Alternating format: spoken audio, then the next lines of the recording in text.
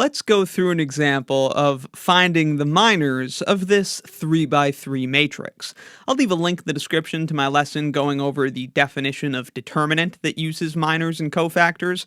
I'm not going to focus on the determinant today, although at the end I will show you how to find the determinant of this briefly. Here's the definition of the minor of a matrix for your reference. If A is a square matrix, then the minor of entry Aij, that's the entry in row I and column j, is denoted by Mij and is defined to be the determinant of the submatrix that remains after row I and column j are deleted from A.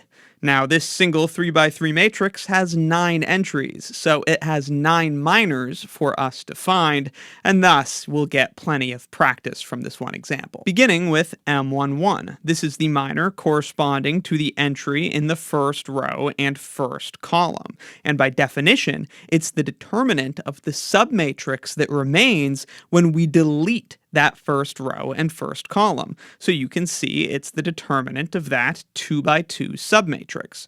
Of course, the determinant of a 2 by 2 matrix is easy to calculate. It's just 5 times 7, the product along that diagonal, so 35, minus 6 times 4, so we're subtracting the product on the counter diagonal, so minus 24. Thus, our answer is 11. 35 minus 24 is 11, and so that is the minor M11, corresponding to the entry in row 1, column 1. Continuing in a similar way, the minor M12 is the determinant of the submatrix that remains when we delete row 1 and column 2.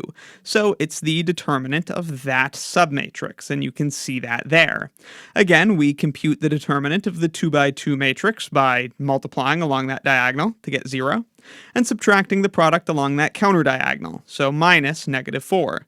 This then is 0 minus negative 4, which is 0 plus 4, which is 4. Next, we find the minor M13. We just need the determinant of the submatrix that remains after deleting row 1 and column 3. So you can see it's the determinant of that remaining submatrix. Hence, doing the calculation, we have 0 times 6, which is 0, minus 5 times negative 1, so minus negative 5. So this minor is positive 5. Next, we find the minors corresponding to the entries in row 2. For example, for M21, we have to eliminate row 2 and column 1. And so we are looking at the determinant of that remaining submatrix, 3, negative 2, 6, 7. And that is 3 times 7, which is 21, minus negative 2 times 6, so minus negative 12. Hence, the minor is 21 plus 12, so 33. Then, to find M22, we delete row 2 and column 2 and compute the determinant of the remaining submatrix. That's 1 times 7, which is 7, minus negative 2 times negative 1, which is positive 2, so just minus 2. 7 minus 2 is 5, and so that's the minor. Then, the minor corresponding to the entry in row 2 and column 3, we find by deleting row 2 and column 3 and taking the determinant of that remaining submatrix. That's going to be 6 minus negative 3, so 6 plus 3, so the minor is 9. We'll come back up here for the last 3. For M31, we delete row 3 and column 1 and take the determinant of that remaining submatrix. So that ends up being 3 times 4 minus 5 times negative 2, so minus negative 10.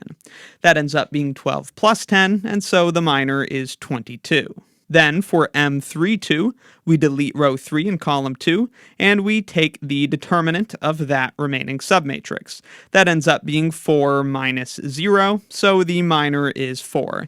And finally, the minor M33, we delete row 3 and column 3, and we're taking the determinant of that remaining submatrix, and that's 5 minus 0, so this minor is 5. Now, you may recall that all we need to do to find the determinant of a 3 by 3 matrix using the cofactor expansion is compute the minors along a single row or a single column.